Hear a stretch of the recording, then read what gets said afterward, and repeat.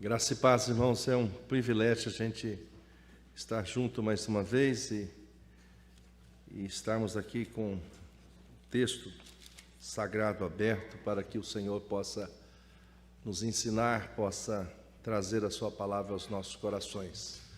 Saúdo também os que estão nos acompanhando pela internet, através da transmissão. Sinta-se igualmente agraciados e abençoados com a palavra do Senhor. O nosso texto que vamos embasar a nossa reflexão nesta noite se encontra no livro de Êxodo, capítulo 9, do verso 1 até o verso 7. Êxodo 9, de 1 a 7.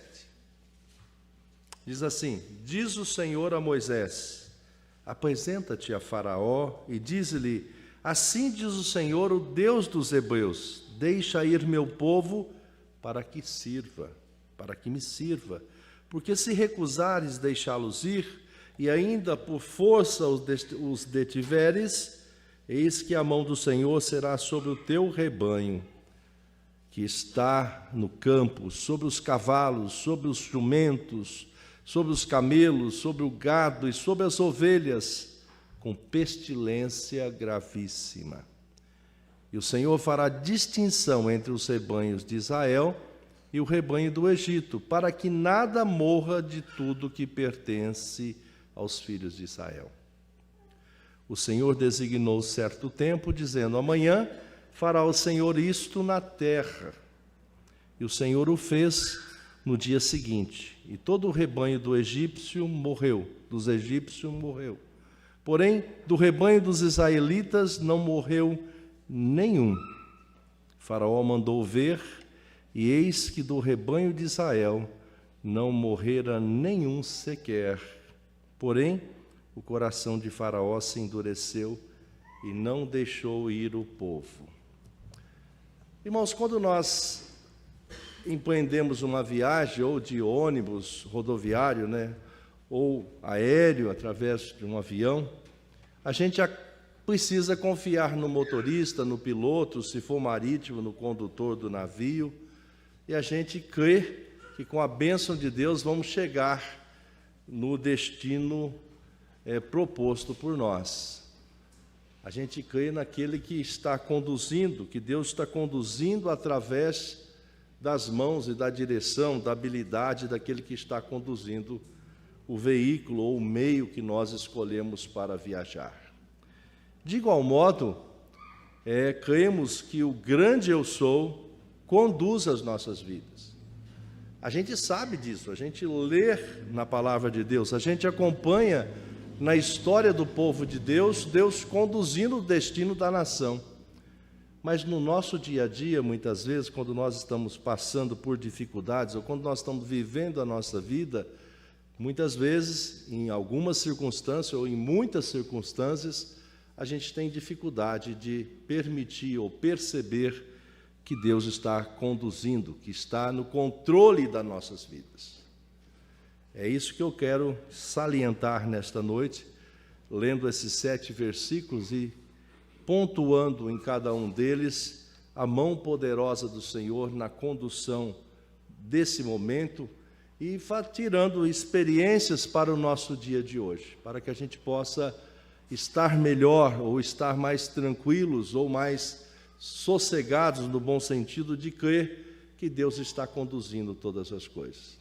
Estamos vivendo momentos difíceis, passamos um período pós-pandemia, convivemos com uma guerra, agora uma outra guerra, e a gente fica um tanto apreensivo, a gente está preocupado que se outros países entrarem nesta guerra, já estão falando se isso acontecer, o preço do petróleo subirá bastante, isso impactará as finanças e as nações todas, enfim.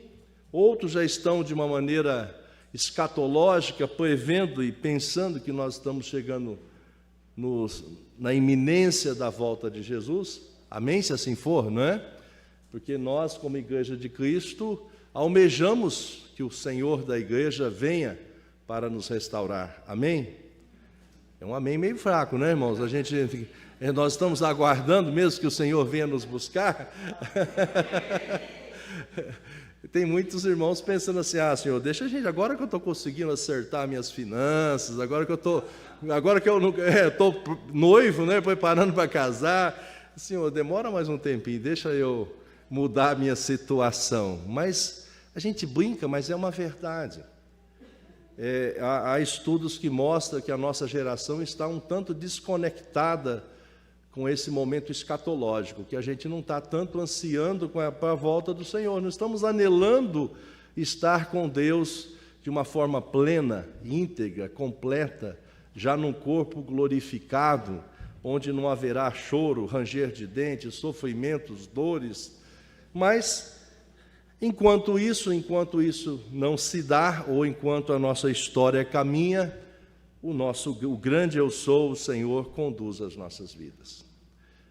E isso, irmãos, é um segredo, isto é um segredo revelado para que a gente possa desfrutar de vida abundante na terra, da gente perceber que as nossas vidas estão nas mãos de Deus, não é?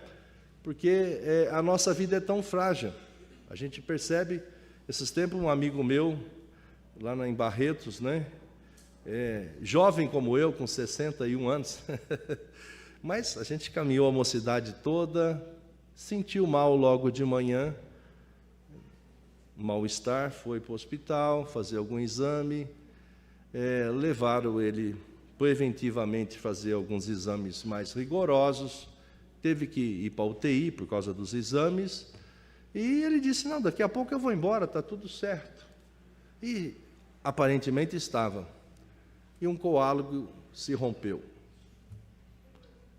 2 horas depois ele estava, todo mundo sabendo que havia falecido. A nossa vida é muito frágil. Nós não conseguimos saber conduzir quando vai se dar o fim da nossa caminhada aqui na terra. A gente crê que Deus tem nas mãos e conduz as nossas vidas, a nossa vida enquanto estamos aqui, e todos os detalhes dela. Isso é muito importante a gente perceber, que Deus tem nas mãos todas as coisas, como o Salmo 139 assim ensina, que todos os nossos dias foram escritos e determinados, quando nenhum deles havia ainda. A gente lê, a gente entende, a gente memoriza, mas na prática a gente tem uma dificuldade de perceber, enquanto o mar está revolto, turbulento, e a gente, em nosso barco frágil da vida, crer e conseguir descansar que Deus está conduzindo e o fará a bom termo. E olhando para esse texto, a gente vê Deus falando para Moisés. A gente aqui já está na 5ª praga, né?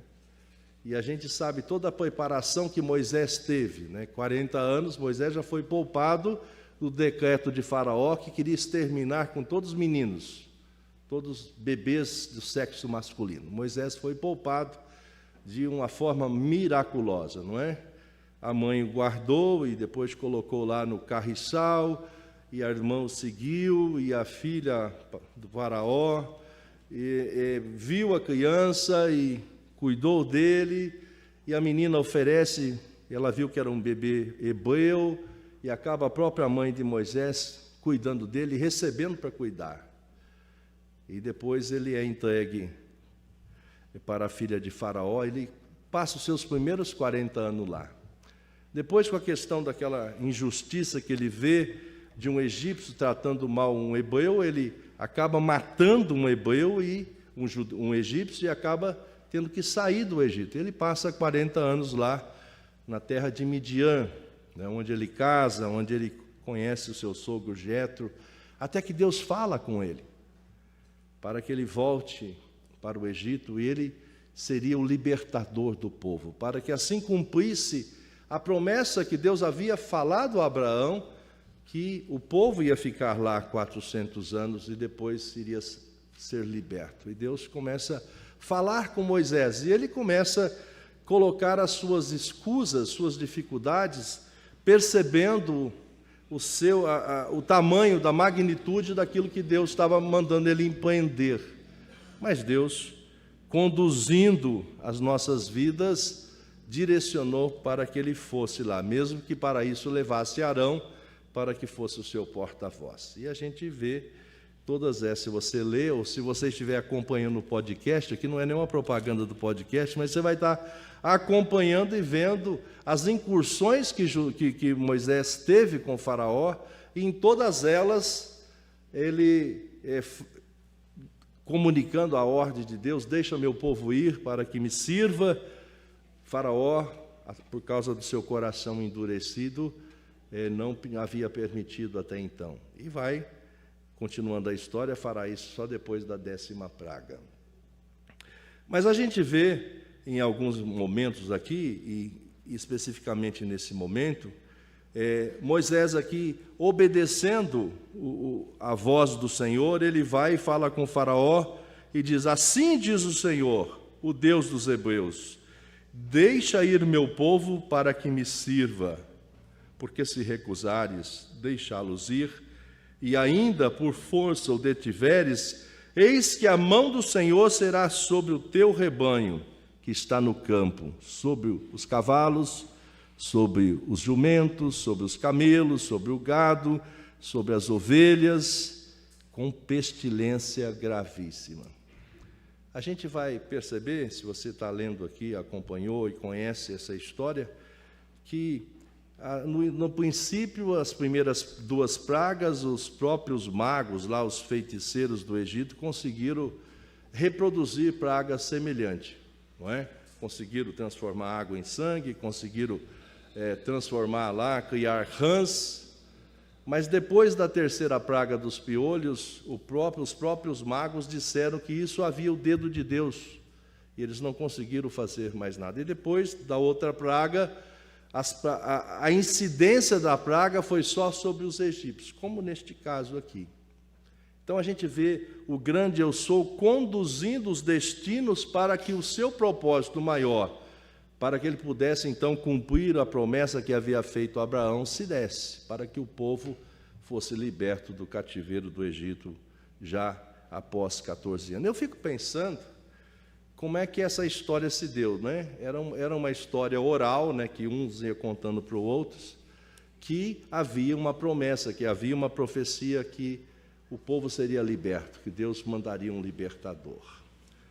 Então a gente fica olhando e muitas vezes a gente faz um julgamento do povo, como esse povo foi incrédulo, né? Mas traga para os nossos dias, traga para cada um, para nós mesmos. Nós temos toda a história, a Bíblia aqui na nossa mão. E quando a nossa história está se dando, a gente crendo que Deus está conduzindo a nossa vida, e a gente tem muitas experiências com Deus. Nós temos testemunhos de ver como Deus interferiu, como Deus interveio em nossa vida, como Ele nos abençoou, como Ele agiu miraculosamente em nossa vida, e muitas vezes, na circunstância, quando estamos passando uma dificuldade, a gente titubeia, a gente duvida, a gente não crê que Deus possa estar conduzindo desta forma. Então, olhando aqui, a gente vê Deus usando Moisés e Arão para dizer a Faraó: deixa meu povo ir para que me sirva. Então a gente percebe que quando a gente está distante ou não alinhado com a vontade de Deus, consequências virão sobre nossas vidas. Então é importante a gente aprender com os ensinamentos, né? Muitas vezes em nossas vidas a gente não consulta Deus, a gente não pergunta se é para fazermos isso ou não, a gente age precipitado, a gente age sem orar, sem esperar, e nos mais das vezes depois a gente ora para que Deus conserte as nossas ações ou aquelas decisões que nós tomamos sem ouvir o Senhor. No caso aqui, a gente precisa aprender que quando a gente não obedece a Deus, as consequências virão. Faraó, ele não ouviu aqui até esse momento, não permitiu que o povo fosse servir a Deus, adorá-lo no deserto, saísse de lá. E Deus então enviou essa praga. Ele avisou que todo o seu rebanho seria atacado por uma peste gravíssima. Segundo os comentaristas, o Egito acabara de ter comprado cavalos. Eles haviam feito um grande investimento aqui nesses animais. E essa peste iria impactar o transporte, a agricultura e até mesmo, impactou até mesmo a adoração, porque o gado, a vaca, era sagrado, era um instrumento cultico também. Então aqui o texto vai dizer que todos morreram. Mas nesse meio aqui, enquanto é anunciada a peste e o cumprimento da peste logo mais no versículo abaixo, o verso 4 diz: e o Senhor fará distinção entre os rebanhos de Israel e o rebanho do Egito, para que nada morra de tudo que pertence aos filhos de Israel. Então, o Senhor está avisando que Ele está conduzindo a história para que o povo fosse liberto, e está conduzindo a vida dos hebreus, que do seu rebanho não haveria perda nenhuma, que nenhum deles haveria. Isso é algo maravilhoso para nós, saber que Deus está olhando para nós. Percebe? Assim como Ele olhou para os hebreus, que nós somos hoje o Israel de Deus, que o Senhor olha para nós. Ele conhece o nosso orçamento, Ele conhece as nossas necessidades, Ele conhece as nossas enfermidades, Ele sabe tudo de nós. E Ele está dizendo aqui que nada aconteceria com respeito a isso ao seu povo. E a partir do verso 5, o Senhor designou certo tempo, dizendo: amanhã fará o Senhor isso na terra. Então o Senhor disse que faria. Como Ele conduz a história, Ele marcou o tempo, e assim cumpriu. E o verso 6 diz: e o Senhor o fez no dia seguinte, conforme havia falado. E todo o rebanho do egípcio morreu. Porém, do rebanho dos israelitas não morreu nenhum. Percebe? Nós que somos alcançados pela graça do Senhor, vivemos no mesmo mundo, debaixo das mesmas leis tributárias, debaixo das mesmas injustiças. Se o governo central agir com alguma medida, vai nos impactar também, mas sobre nós tem a bênção de Deus. Sobre nós tem a bênção de Deus, e o Senhor nos orienta. Eu não estou aqui falando sobre isso, não estava aqui no meu script, mas o Senhor traz à minha memória. Se você é um dizimista fiel, por exemplo, se você consagra o seu dízimo, é o único lugar que a matemática 90 é maior que 100. Se você fizer prova do Senhor, Ele disse para você fazer prova do Senhor, conforme o profeta Malaquias ensinou, você vai ver que os 90% que ficará para você terá mais resultado do que se você ficar com 100. É bênção do Senhor. E o Senhor diz: me prove nisso. Então, se você é obediente nesse quesito, nesta questão, você vai experimentar do Senhor. E diz que o Senhor vai estar abrindo as janelas dos céus e vai estar te abençoando. Muita gente não crê nisto. Muita gente acha que isso é balela, que isso é um jeito da igreja levantar recursos, ou até mesmo, em alguma circunstância, as pessoas dizem em algumas igrejas que o pastor tem todo o poder, vai para o bolso dele, não é? Então, por causa disso, muitos dizem: eu não vou encher o bolso de um ser humano ou de outro, e descrer que isto é palavra do Senhor. E assim a gente também esquece de cumprir os mandamentos, tipo, dar a Deus toda a honra, toda a glória, todo o louvor, adorá-lo com todo o entendimento, com a nossa força, com a nossa alma, e amar o próximo como a nós mesmos. A gente sabe disso, ouve isso, mas na prática a gente esquece, a gente está muito autocentrado, a gente acaba, ao invés de olhar para o próximo, a gente olha para nós mesmos, não é? E a Bíblia é bem clara, e o Senhor nos ensina: se a gente diz que amamos a Deus que não vemos e não amamos o próximo que vemos, nós somos mentirosos. Então, muitas vezes a gente está querendo obter do Senhor bênção, mas esquecemos de seguir os seus mandamentos. Esquecemos de entender, de compreender que o grande eu sou é que conduz as nossas vidas. E como Ele conduz, Ele tem o GPS da nossa vida, Ele tem o Waze da nossa vida para nos levar, para que a gente chegue a bom termo, não é? E muitas vezes o GPS se confunde, né? Dá um delay, demora, e quem já não entrou em caminhos errados, seguindo um GPS? Mas no GPS do Senhor isso não acontece. Só acontece quando a gente não segue o Senhor. Então, muitas vezes a gente vai para caminhos e vai para lugares que não são abençoados. Assim, a gente deixa de receber bênção e muitas vezes a nossa vida atrasa um pouco, a gente deixa de receber aquilo que o Senhor tem para nós, porque a gente está indo por caminhos diferentes. A gente quer, muitas vezes, se a gente for pensar, que Deus venha nos socorrer, é como se fosse um Google, né? Um guru, né? O Google hoje é quase que um guru, né? A gente tem uma dúvida, o que é? Pergunta para o Google, né? A gente vai fazer, então, a gente quer andar do nosso jeito, muitas vezes, e quer que Deus, nas nossas dificuldades, Senhor, resolva isso para mim. Mas Deus não age assim. Ele é o Senhor dos senhores, o Rei dos reis, aquele que tem nas mãos o destino do universo, é aquele que virá para buscar a sua igreja, que somos nós. E olha o que o texto diz: e o Senhor o fez no dia seguinte, e todo o rebanho dos egípcios morreu, porém, do rebanho dos israelitas não morreu nenhum. A mão do Senhor está sobre nós, assim como esteve com o povo hebreu. Nós temos as nossas dificuldades, nós temos o nosso trabalho, nós temos os nossos empreendimentos, nós temos a nossa vida, tem a nossa saúde, tem tudo isso que Deus está conduzindo, e a gente precisa crer e observar e perceber que Deus está conduzindo as nossas vidas. Veja que conforto é a gente perceber que Deus está dirigindo e conduzindo as nossas vidas, e nada escapa ao seu olhar, nada escapa à sua direção. Nada nós podemos fazer que possa surpreender o Senhor. Verso 7, o Faraó mandou ver, e eis que do rebanho de Israel não morrera nenhum sequer. Porém, o coração de Faraó se endureceu e não deixou ir o povo. Ainda. Nós sabemos o final da história, que no final ele vai permitir que o povo saia. A gente conhece essa história. E o que eu queria ressaltar, é uma mensagem breve, é que conhecendo a história, a gente precisa aprender com a história, não é verdade?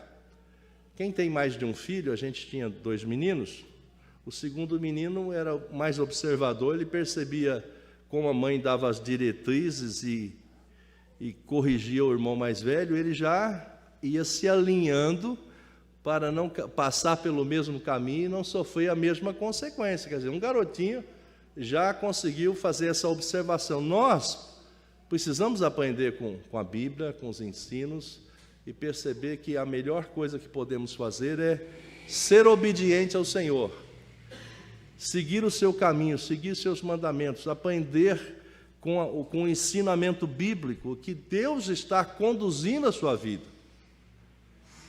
É difícil a gente querer comunicar alguma coisa de forma que os irmãos possam compreender de igual forma a gente está pensando, mas o Espírito Santo que faz isso.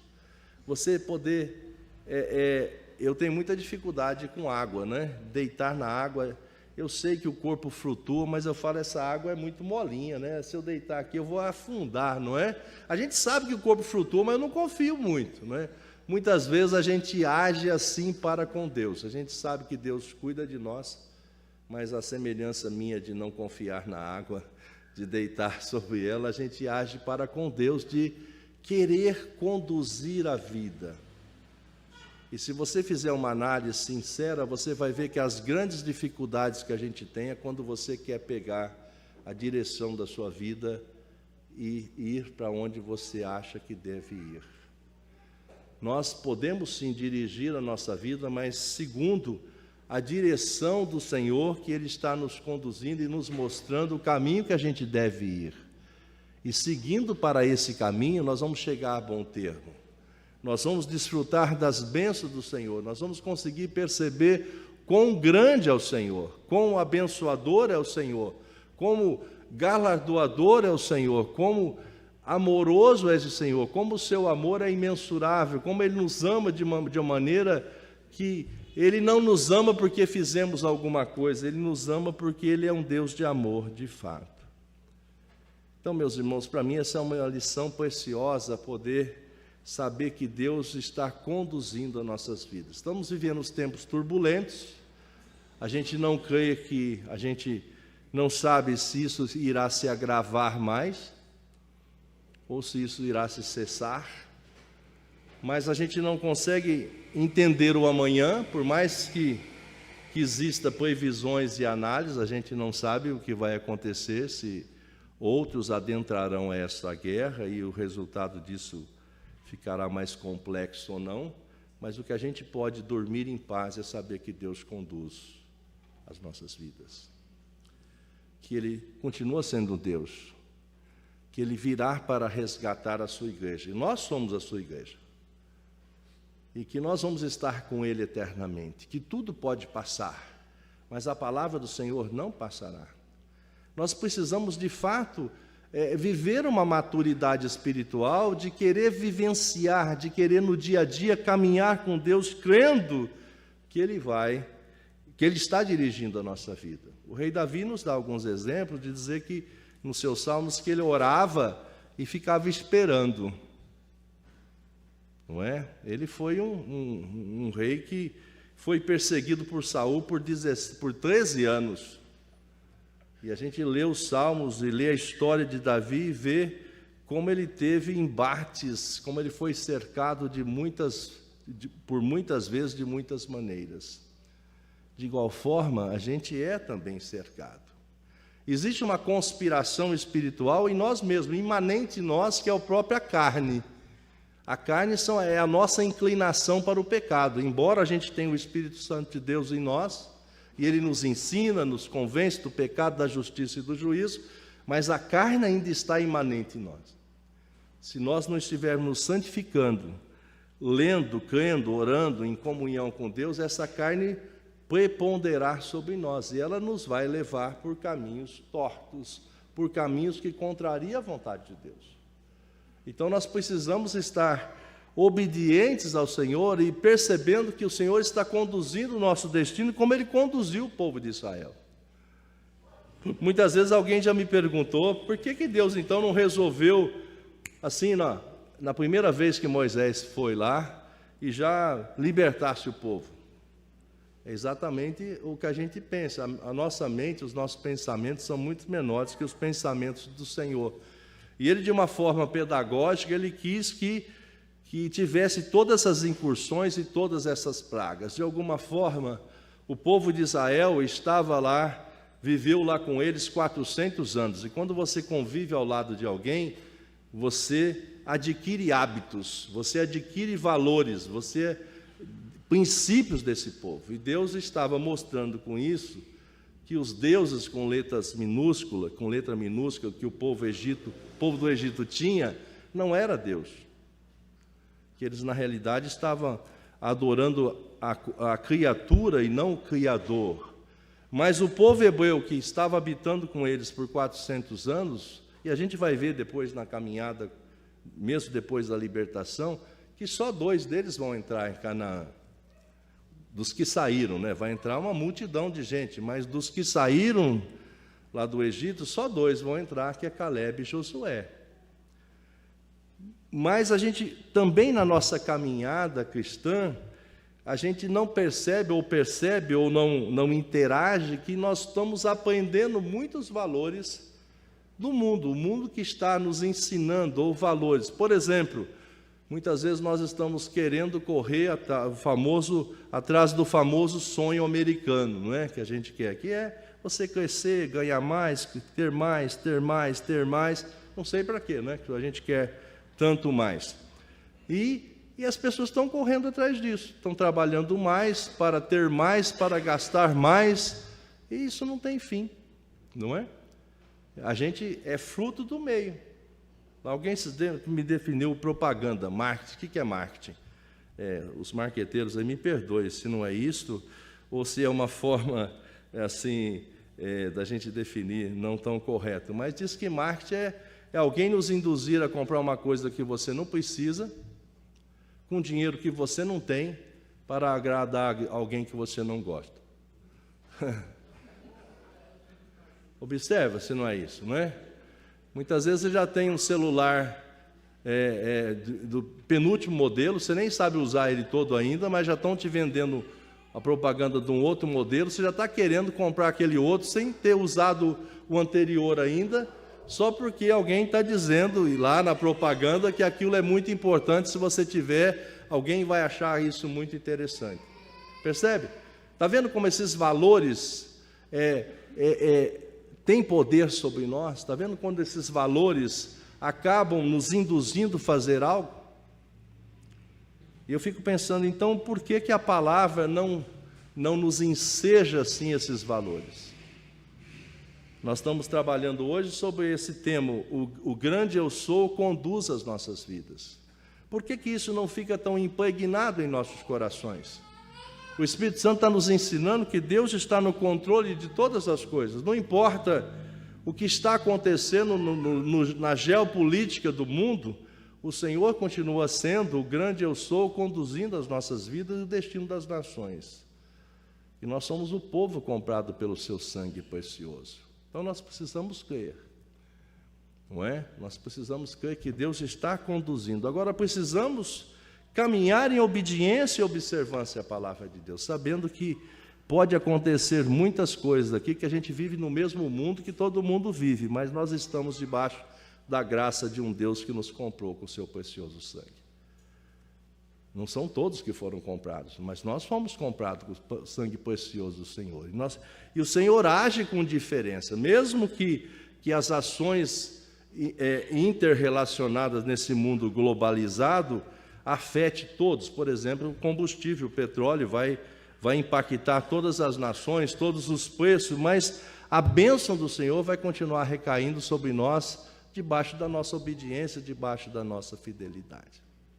Então nós não precisamos ficar assombrados com o mundo, nós precisamos ficar crendo no Deus que dirige os nossos destinos.